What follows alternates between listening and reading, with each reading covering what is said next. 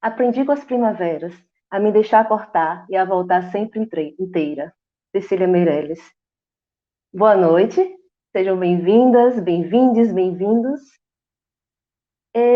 Enquanto eu pensava hoje em Giltanei Amorim, os versos de Cecília Meirelles me surgiram, pularam de dentro de mim, porque eles dizem muito de quem é Gil. Giltanei é um ser humano, um artista que está no mundo e que tem se permitido estar sempre se transformando. Ele é muito firme nas suas convicções e, ao mesmo tempo, ele é muito aberto para as transformações. Então, Cecília Meirelles disse muito de Gil para mim hoje. Giltanei. Giltanei é o autor do livro Dança e Estado, que a gente está lançando nessa live agora. Dança e Estado, dispositivos de centralização do poder, pulverização e pulverização do dissenso. Giltanei é também dançarino, coreógrafo, educador, pesquisador e tantas outras coisas mais, né, Gil? Falar de Gil para mim assim mexe com muitas emoções, porque eu conheci Gil como um artista em processo de transformação na vida, em que estava se olhando, se percebendo e se questionando sobre que caminho seguir, de que forma seguir o meu caminho, na verdade, né? Está hoje aqui nessa live do lançamento do seu livro, Dança e Estado. É para mim uma honra muito grande, porque a gente se afeiçoou nessa vida conversando sobre política, né, Gil? Conversando sobre multiculturalismo. A princípio, quando eu fui convidada por Gil para escrever o prefácio do livro, fiquei muito ansiosa, me provocou muita ansiedade, porque não sou da dança.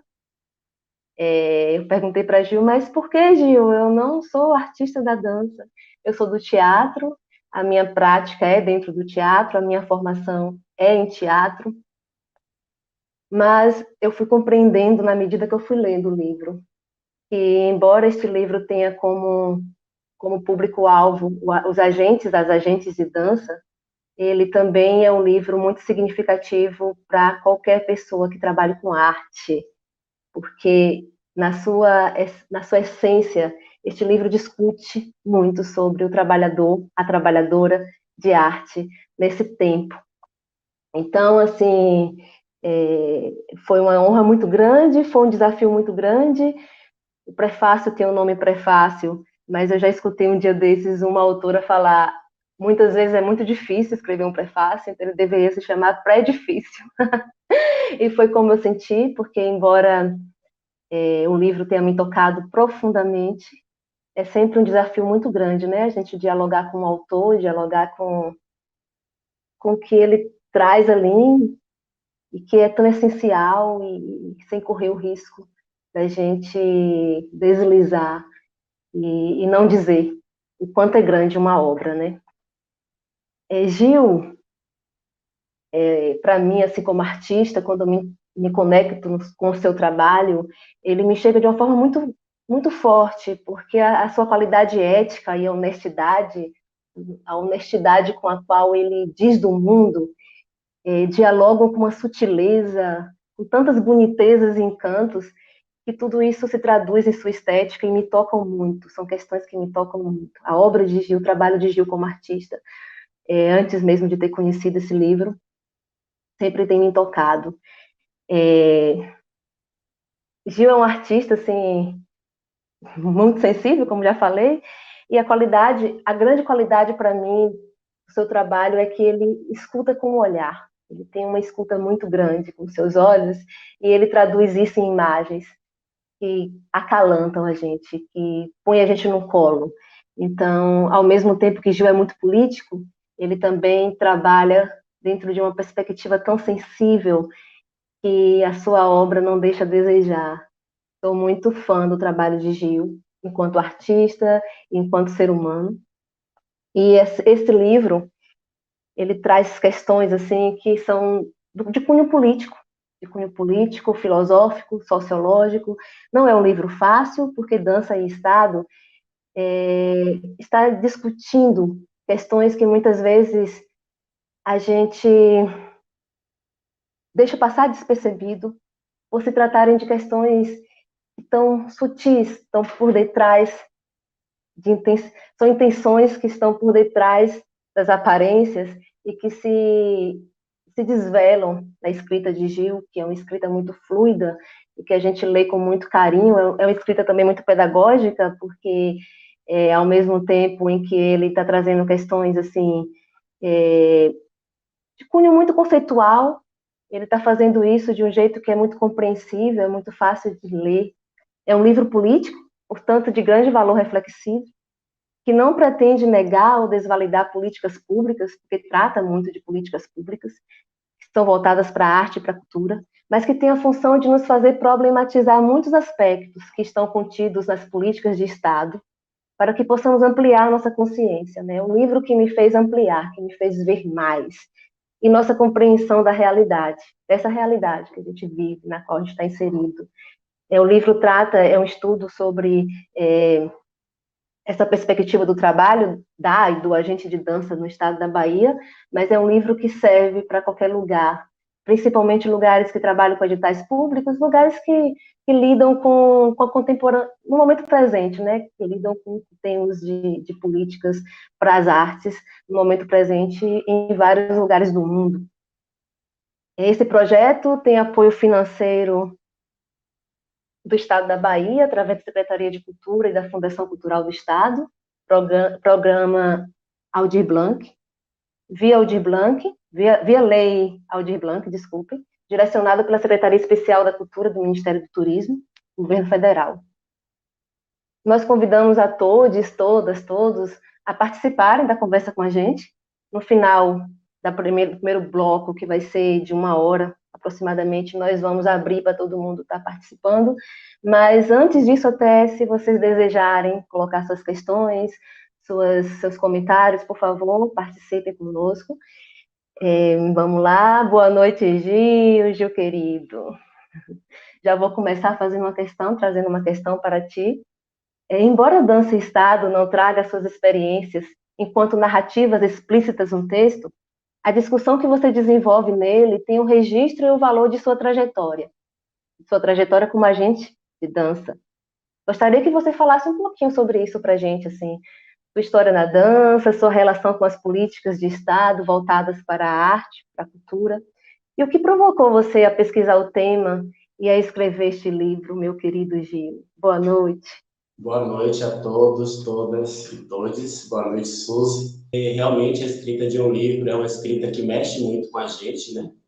A gente se coloca no lugar de vulnerabilidade, porque quando a gente decide compartilhar nossas ideias com o outro, com a outra, com outros, a gente se coloca no lugar de julgamento, né? Mas eu acho que quando a gente pensa em política, a gente precisa assumir esse lugar de vulnerabilidade para criar interlocuções, para criar diálogos com outras pessoas e ver como é que a gente pode colaborar para a transformação social mesmo e para ver como é que a gente consegue criar outros mundos possíveis que sejam mundos que contemplem a diversidade, contemplem outras perspectivas sobre a vida. Eu sou do interior da Bahia, da cidade de Pojuca. Eu, desde muito novo, tive uma relação muito próxima com a arte. Minha mãe é artesã, inclusive. Sempre digo que foi a minha primeira mestra de arte. E, em um dado momento, eu decidi sair do interior e morar na capital, inicialmente para estudar na Escola Técnica Federal da Bahia. Me formei em eletrotécnica, entrei na Braskem como funcionário da Braskem. Chegou um momento que a arte me solicitou de uma forma que eu já não podia negar mais. Então, comecei a fazer alguns cursos de dança, comecei a fazer alguns cursos de teatro, e chegou um momento que foi o momento de me decidir por um curso universitário, e eu decidi ingressar na Escola de Dança da UFBA, que foi uma escola que me ensinou muito e que tem me ensinado muito ao longo desse tempo. E, junto à Escola de Dança da UFBA, quando eu comecei a entender exatamente o que eu queria falar através da arte, os editais públicos se apresentaram como uma possibilidade mesmo de materializar as ideias, né? E eu comecei a aprender a escrever, na verdade, através desses editais, e estive trabalhando com os editais durante muito tempo. Hoje já faz 16 anos que eu trabalho com os editais, mas ao mesmo tempo que eu estava inserido nesse contexto, tinha algumas inquietações, né, que me atravessavam. E inquietações não só referentes ao edital especificamente, mas inquietações referentes ao modo como a gente pensa a arte, como a gente produz a arte, como a gente defende ou questiona algumas verdades no ambiente da arte. Então, isso foi muito significativo para mim, e foi a partir daí que eu decidi entrar no mestrado em dança e começar a pensar sobre essas questões que me incomodavam a partir de uma perspectiva mais crítica que pudesse se materializar numa escrita acadêmica, e que essa escrita acadêmica hoje é lançada para o mundo em formato de livro. Então, para mim foi muito importante esse ingresso na universidade, e também foi muito importante entender o lugar que eu estava como artista vindo do interior, sobrevivendo de arte através dos mecanismos de fomento à dança, mas ao mesmo tempo foi muito importante olhar de onde eu tinha vindo, para onde eu tinha vindo, né? Entendendo também pessoas, sujeitos que estavam produzindo arte, mas que não estavam no mesmo lugar que eu, que era dentro dos mecanismos de fomento à dança. E aí, a partir disso, eu tive a possibilidade de começar uma interlocução com diferentes autores que me permitiram ampliar minhas ideias, né, ampliar minhas críticas para tentar entender exatamente o que eu estava querendo falar. Então, acho que é muito significativo a gente começar essa conversa entendendo qual é o título desse livro. E o título desse livro é Dança e Estado, Dispositivos de Centralização do Poder e Pulverização do Dissenso. Então, quando eu trato desse tema e desse subtema, é para eles que eu olho na hora que eu vou escrever. Então, é basicamente isso, esse momento introdutório, mas que é um momento introdutório que eu acho significante trazer esse título como um norteador dessa conversa que a gente vai ter hoje, porque eu entendo que é uma conversa densa, é uma conversa que pode trazer muitos entendimentos cruzados, e que a ideia é que a gente possa ter esse espaço mesmo para tentar ampliar nossa perspectiva em relação a essas questões que eu trago.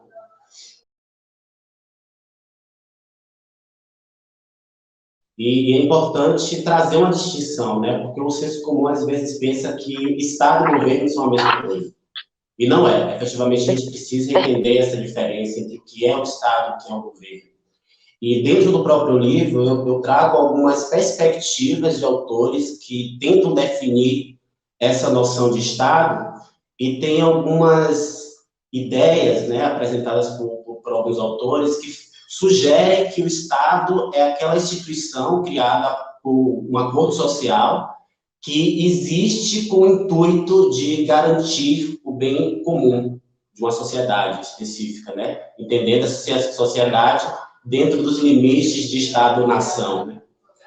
Mas também tem outros autores, por exemplo, o Passetti, ele vem falar do Estado como uma instituição que tem a função de controlar e agenciar comportamentos através de processos de classificação dos sujeitos, de organização dos sujeitos e de posicionamento dos sujeitos dentro de determinados parâmetros, que são parâmetros também de controle, né? Então, se a gente, por exemplo, a gente toma como exemplo qual tipo de investimento é dado à infraestrutura, à educação, à cultura, à economia, num grande centro urbano, ou até no centro de uma grande capital, a gente vai perceber que existe uma diferença aquele investimento que é dado a quem está localizado, por exemplo, nas periferias, né? Que tipo de educação, que instituições educativas são propostas ali, que tipo de fomento cultural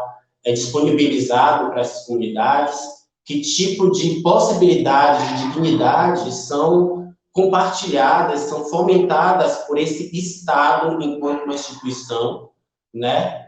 que viabilize a dignidade humana. E vindo do interior, essas questões me tocam muito, né? Então, eu acho que, efetivamente, eu não trago uma obra autobiográfica, não se trata disso, mas eu trago minha experiência empírica também como um fator relevante para se discutir um olhar sobre o fomento à dança, sobre as relações entre os agentes da dança e o Estado, tomando como ponto de partida as posições pelas quais eu transitei ao longo da vida. Então, assim, quando você pergunta que Estado é esse, eu entendo que esse Estado é, sim, criado por um acordo social, ou seja, não é uma instituição à parte, porque a gente ajuda a construir esse Estado, mas é um Estado que ele se fundamenta num conjunto de leis e regimentos que determina quais tipos de comportamentos são aceitos e quais tipos de comportamento devem ser postos à margem, né? Então, é por isso que existe essa noção do que é legal, do que é ilegal, do que é criminalidade, do que não é considerado criminalidade. Então, essas são questões que perpassam essa noção de Estado que o livro traz. Foi um projeto de escrita onde houve uma interlocução muito forte com autores do campo da filosofia, do campo da política e do campo da sociologia. E 3 desses principais autores foram Foucault, Edson Passetti e Richard Sennett. Então, a partir desse diálogo, teve uma questão que me tocou muito, que foi entender o que seria essa noção de direito igualitário quando a gente vai falar do Estado Democrático de Direito. E quando a gente se debruça sobre essa noção do direito igualitário, a gente vai perceber que o direito igualitário ele emerge durante a Revolução Francesa, que foi um momento histórico, político muito importante na França, mas não só na França, em todo o mundo, e que foi um movimento que praticamente fundou as democracias em todo o mundo. 3 dos princípios fundadores dessa noção de democracia está pautada em 3 conceitos, que é liberté, igualité e fraternité. Liberdade, igualdade e fraternidade. E aí eu comecei a me debruçar sobre que liberdade é essa, que igualdade é essa e que fraternidade é essa. Então, quando eu comecei a estudar esses autores, eu comecei a perceber que esses conceitos, eles não são universalizantes para as experiências de quaisquer sujeitos. Eu acho que é importante a gente entender esses conceitos considerando os contextos nos quais esses conceitos se inserem. E, a partir daí, eu comecei a perceber que o modo como o Estado democrático se organiza é um modo que existe um tipo de organização social que promove lugares de centralização do poder, tanto no que diz respeito às questões econômicas, às questões educacionais, às questões culturais, à dignidade humana, e outros lugares que não têm os mesmos privilégios. E claro que é importante entender que esses lugares não são lugares fixos. É exatamente um jogo de vetores entre forças diferentes, né, que vão o tempo inteiro lutando por esses lugares de poder, por esses lugares de visibilidade, que também é uma questão que sempre volta. E aí, quando eu comecei a olhar para essas questões sob a perspectiva da dança, eu comecei a perceber que na dança e na sua relação com o Estado, essa centralização do poder também existe. E no momento em que a gente pensa na centralização do poder, a gente tem que lidar também com os lugares de exclusão que essa centralização de poder provoca. E quando a gente pensa na centralização do poder, e que é uma centralização que está respaldada por discursos que permeiam ambientes comuns, apesar de que muitos discursos dissensuais também estão brigando por esses lugares de poder, que não é um só, são vários lugares de poder. Então, a gente começa a entender que existe também uma certa hegemonia no pensamento, né? Então, quando eu falo sobre pulverização do dissenso, é importante esclarecer que o meu interesse não é falar unicamente sobre diferença.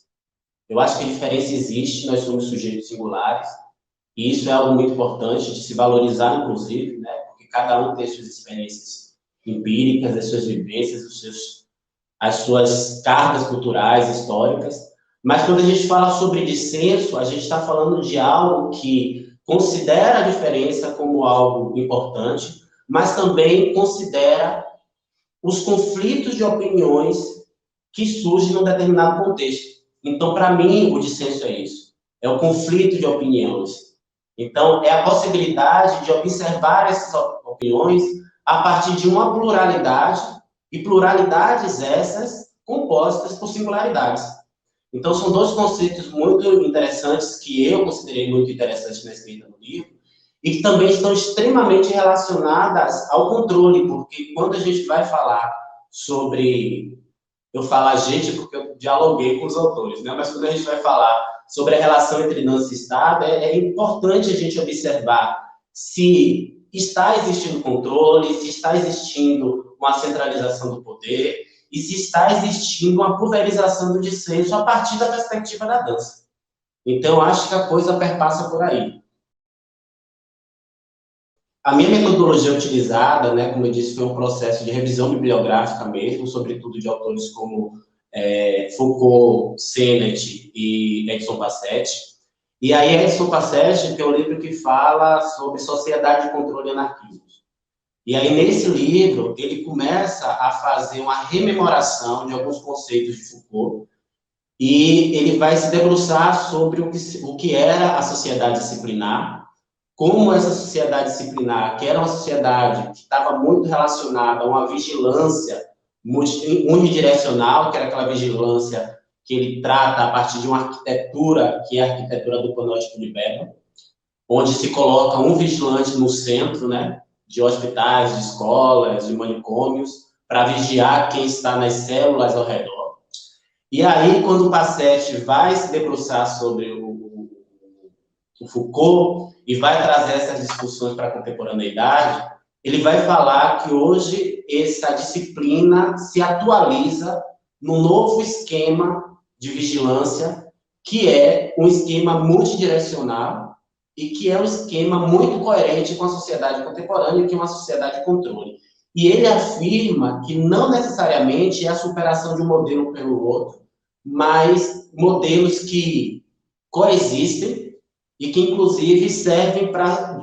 Um serve de atualização desses modelos mais antigos. E aí o Sennett, ele dialoga muito com o Passetti, porque ele vai falar dessa sociedade de controle, como o Passetti chama, a partir da perspectiva de um novo capitalismo. O que é que esse novo capitalismo gera numa perspectiva de uma globalização, onde a economia não é pensada a partir do local, mas a partir do global, onde os protocolos de informação não são pensados de forma artesanal, mas a partir de satélites que estão ao redor de todo o globo terrestre, a partir de programas informatizados de alta tecnologia, né? E que, de um certo modo, a gente está vigiando e a gente está sendo vigiado o tempo inteiro. E, claro, algumas pessoas não se dão conta disso ou não querem pensar sobre isso, mas algumas pessoas também se propõem a pensar sobre como é que se dão essas relações de controle multidirecional, né?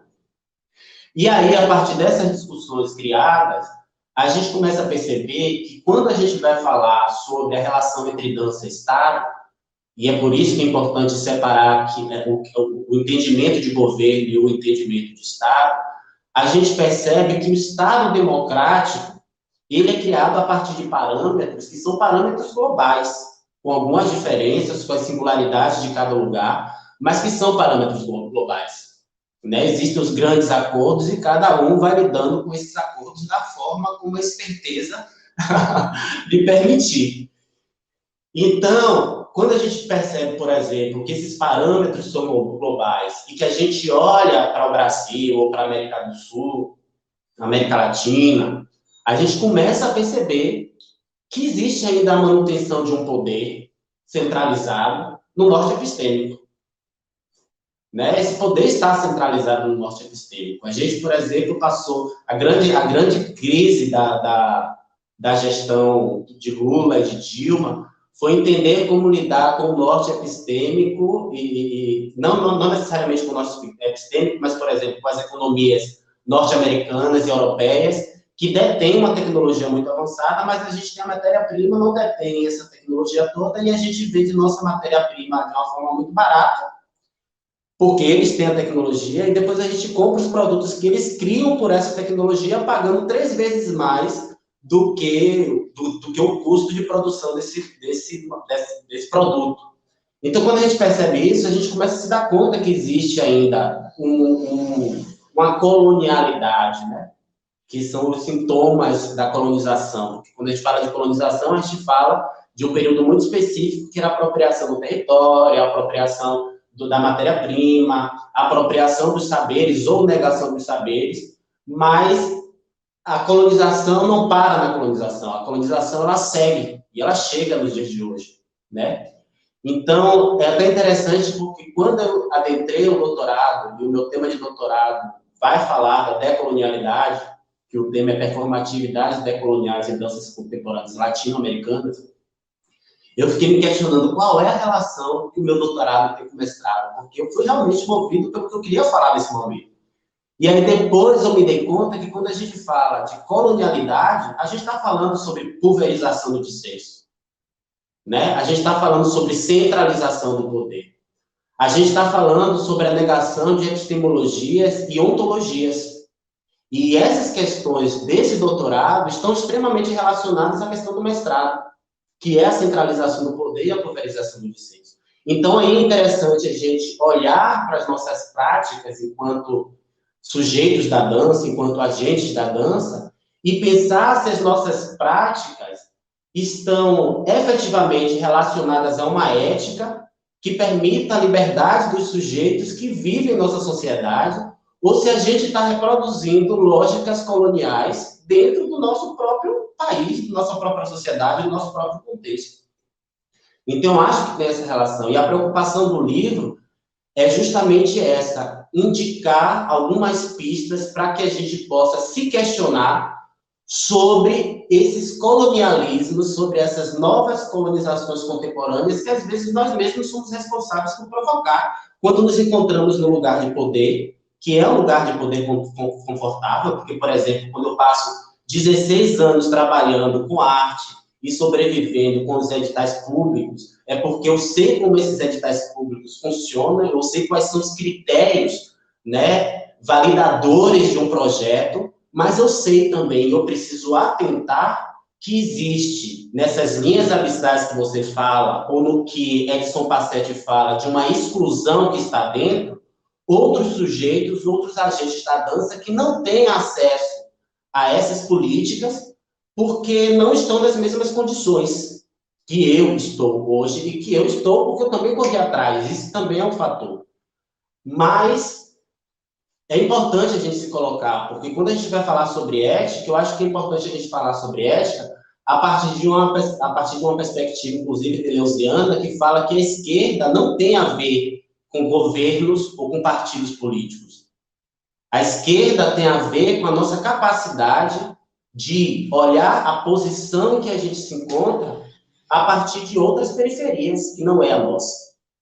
Entende? Então, acho que esse é um tipo de sugestão ética que é bem interessante, a gente se olhar nessas periferias e ver como essas periferias reverberam em nós e não apenas nos fechar em um estado hermético de egocentrismo, né? Já que nós somos sujeitos da arte, somos sujeitos da dança, estamos interessados numa mudança social que impulsione estados outros de liberdade, né?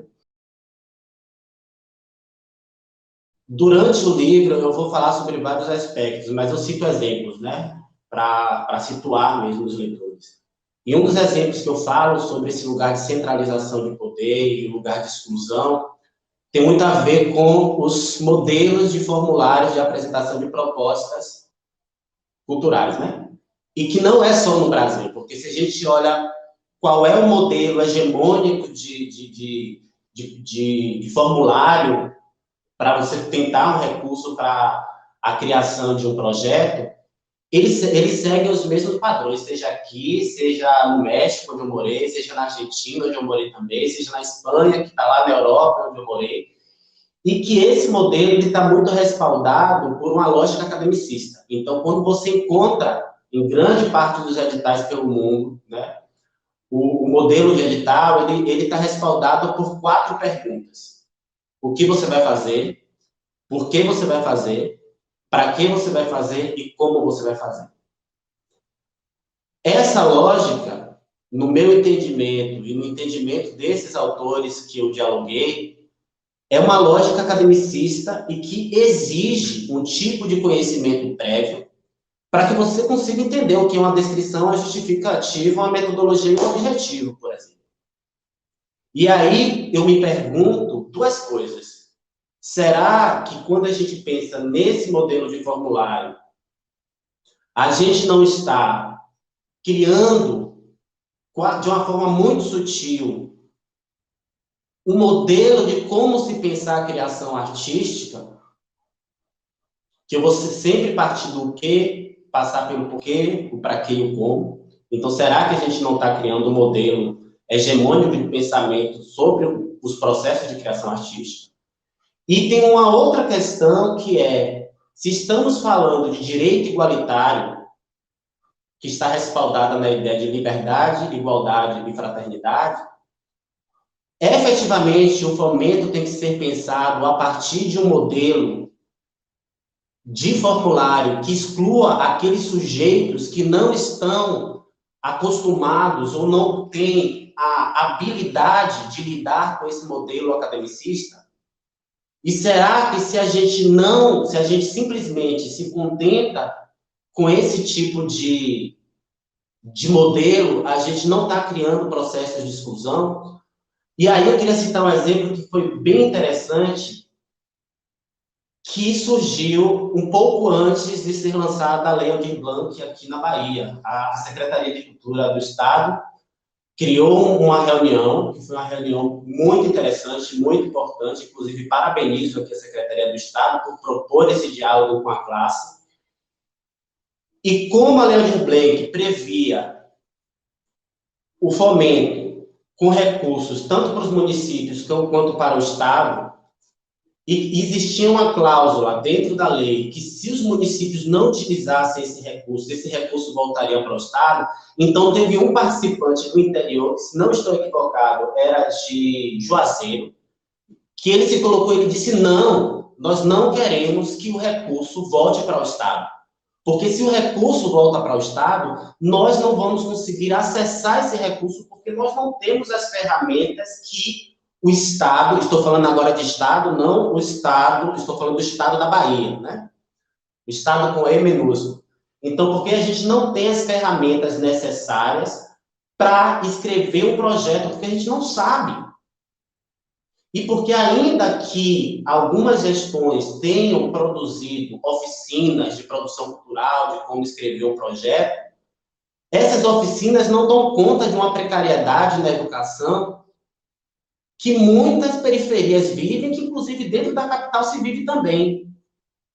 E aí, quando a gente vai observar o que foi que os municípios fizeram com a Lei Aldir Blanc, a gente consegue perceber uma outra possibilidade de se pensar a coisa.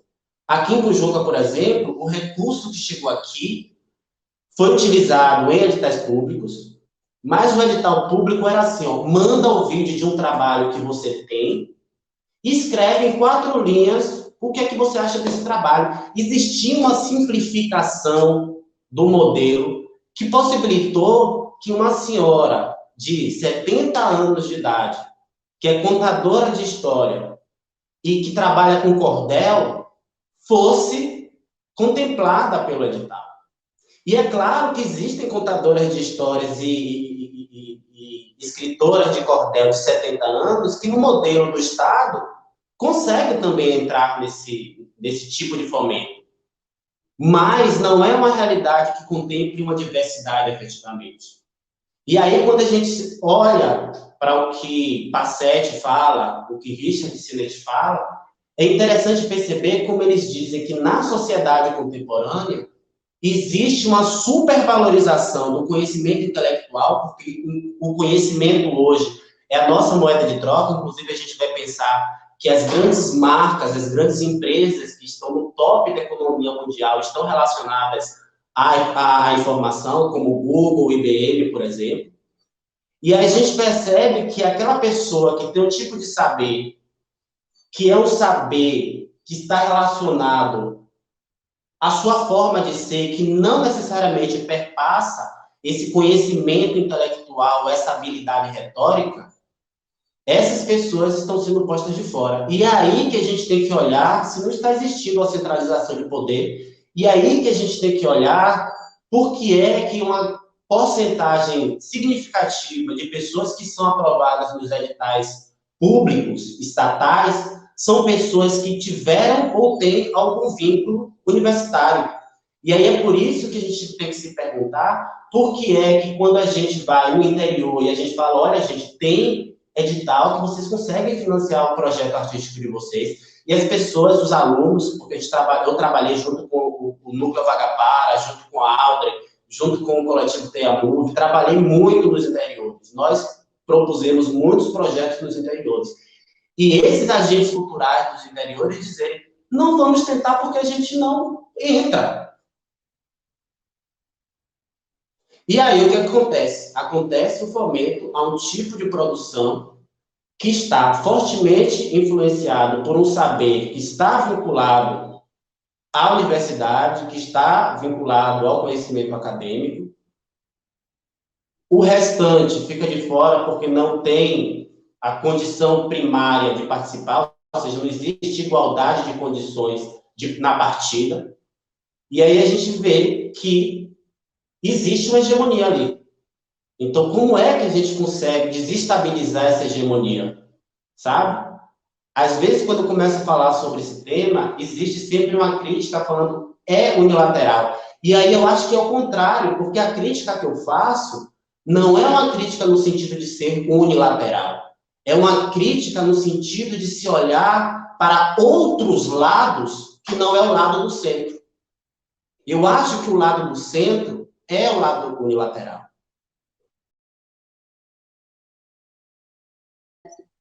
Existe até uma pergunta do Alexandre Molina, meu querido professor, e que eu vou compartilhar aqui, que ele faz essa pergunta assim, Gil, como você observa a relação cultura e arte do ponto de vista da política pública? Ou, de outro modo, a política pública para a cultura deve ser a mesma para a arte? Que eu acho que a gente fala sobre isso, né? Está falando bem sobre isso. E o Gilberto Gil, eu lembro que quando ele entrou no Ministério da Cultura, e que ele propôs esse modelo de edital para o financiamento, ele falava corriqueiramente que ele achava importante a valorização de manifestações culturais que já existiram, né? E que também a valorização de outras possibilidades de cultura que pudessem ser imaginadas. E aí, para tratar dessa questão da diferença, ou se a gente pensa que a cultura e a arte devem ter o mesmo financiamento, ou devem ser financiados em lugares separados, eu acho que aí a gente precisa pensar que existe uma carência no financiamento público mesmo. E que é por isso que coloca tudo no mesmo balaio. Existe uma carência de financiamento público para as artes. Eu entendo as artes como um tipo de manifestação da cultura. E eu acho que a cultura abrange muitos aspectos da nossa vida, né? Então, no lugar de agente cultural, eu acho que devia existir as duas coisas. Um pensamento, um tipo de organização pensado para política cultural e um outro tipo de organização pensado para o fomento às artes, porque existem as singularidades, existem coisas que já estão acontecendo aí. né? Então, como é que a gente pode potencializar essas coisas que estão acontecendo? Existem outras perspectivas que não é de valorizar o que já foi feito, mas como reinventar o que já foi feito, como criar, né? A arte de vanguarda pensa muito nisso, né? Como a gente desestabilizar esses paradigmas hegemônicos na arte, criar outras possibilidades de pensamento sobre as artes. Então, existe uma singularidade. Então, acho que não dá para colocar no mesmo balaio, e tem sido posto no mesmo balaio porque não tem financiamento. A gente vive numa precariedade. E a precariedade que resvala, inclusive, na forma como a gente tem trabalhado, que é uma outra questão que aparece também no livro, né? Essa ideia de uma sociedade contemporânea, de uma sociedade de controle, que preza pela flexibilidade, como se flexibilidade fosse liberdade, fosse autonomia, mas que se coloca como a imposição da flexibilidade, porque se você não for flexível, você não se adapta a esse mundo. Então, a flexibilidade, será que é efetivamente liberdade? É uma palavra muito traiçoeira, porque, sou flexível porque eu consigo me adaptar a tudo. E que não quer se adaptar, a gente é obrigado a se adaptar a tudo.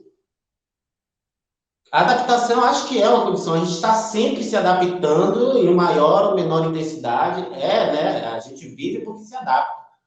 Mas quando a gente pensa na flexibilidade enquanto tipo de pensamento, né, político, econômico, que impõe que você esteja sempre fazendo milhões de coisas ao mesmo tempo, produzindo, a gente vai entender que na sociedade contemporânea, o trabalho, ele é fragmentado, diferente da sociedade disciplinar. Você ficava ali fazendo a mesma coisinha, apertando o mesmo parafuso, e hoje a gente não está apertando o mesmo parafuso, mas a gente está escrevendo projeto, a gente está produzindo a luz, a gente está dançando na cena, a gente está difundindo o nosso trabalho nas redes sociais, a gente está buscando financiamento, a gente é de tudo um pouco, né? E isso tem a ver com a precarização do nosso trabalho.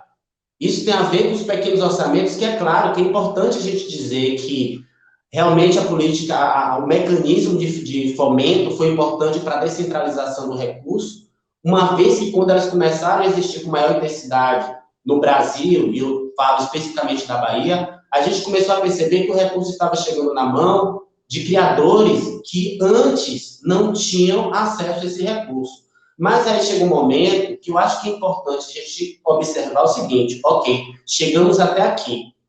Como é que agora a gente pode fazer uma autocrítica para pensar em como a gente pode chegar em lugares que a gente ainda não chegou? Como é que a gente pode pensar em que num projeto artístico, o valor do projeto não está relacionado à quantidade de produtos ou atividades que você vai realizar? Que tipo de olhar sensível é esse que a gente pode ter, que compreende que, às vezes, a apresentação de um único trabalho, ele demanda muito mais recurso, e demanda muito mais mão de obra, demanda muito mais dedicação, do que outros projetos que oferecem 25 produtos. Então, não dá para a gente pensar no formato hegemônico, porque os projetos, eles são singulares, entende? Então, quando existe um formato previamente estabelecido, que a gente entende que a quantidade de produtos, que é o que baliza o financiamento que você recebe com a quantidade de produtos que você gera, a gente se percebe na condição, como agora a gente está vendo na Lei Aldir Blanc, que a gente teve 4 meses para produzir, a gente tem que acabar produzindo um monte de coisa para conseguir dar conta. E a gente precisa ser flexível para se adaptar a isso. Porque se a gente não se adapta, a gente está fora do financiamento, a gente está fora da relação produtiva que se estabelece entre os agentes da dança e o Estado. A gente vai ter que produzir a partir de uma outra lógica e que, no Brasil, a gente ainda não conseguiu perceber ou elaborar formas possíveis de sobrevivência na arte, porque a gente ainda está sobrevivendo sob a tutela do Estado. E a gente ainda não consegue encontrar outras formas de sobrevivência. E como é que a gente pode sobrepassar a noção da sobrevivência no sentido de que a gente não quer sobreviver? Engraçado que no espanhol, na tradução, a sobrevivência é supervivência. É uma supervivência ou subvivência, ou seja, viver abaixo da linha do que pode ser considerado vida, do que pode ser considerado dignidade. Então, como é que a gente pode expandir essas formas de se pensar para que a gente consiga viver com dignidade, para que a gente consiga pensar que a arte, ela não pode ser entendida como um produto da mesma forma como um relógio que eu compro no Mercado Livre. Não pode, não dá para ser visto da mesma forma. Que a arte, ela parte de contextos e de sujeitos que são singulares. Então, como é que a gente vai simplesmente universalizar a forma de se pensar a relação entre dança e Estado, desconsiderando as singularidades dos sujeitos que estão produzindo arte ou que estão produzindo cultura? Para responder a lei também aí. O livro, ele ultrapassa a questão dos editais. Ele nos convida a olhar para a forma como a gente está pensando o nosso fazer artístico, o nosso fazer criativo, e não só na produção de espetáculos, mas o nosso fazer artístico e criativo enquanto agente da dança, seja ele um crítico, seja ele um produtor, seja ele um coreógrafo, seja ele um bailarino, porque o que ele faz é trazer um olhar de como é o trabalho na sociedade contemporânea e dar pistas de como a gente pode repensar essas formas de produção. E aí, no final do livro, né, já chegando assim meio para as considerações propositivas, como eu trato, ele vem falar sobre os anarquismos, né? Então, eu trato os anarquismos no plural a partir da perspectiva de Edson Passetti, no sentido de dizer que não existe um modelo e no sentido de dizer que o livro não traz uma resolução, não traz uma fórmula que vai resolver o problema, mas traz alguns apontamentos de experiências que estão sendo trazidas em outros contextos, em outros lugares, né? As casas ocupas, por exemplo, que na Argentina existe muito, na Espanha também existe muito, é uma outra forma de economia criativa. E que, às vezes, dialogam também com o Estado, mas que pensam a autonomia de uma outra forma que não é essa autonomia que a gente está pensando. Então, eu convido para que vocês vejam o livro. Estou aberto para que a gente possa dialogar sobre ele, porque o que eu trato vai muito além dos editais. Eu acho que são temas que falam sobre a autonomia da gente enquanto agentes da dança, sabe?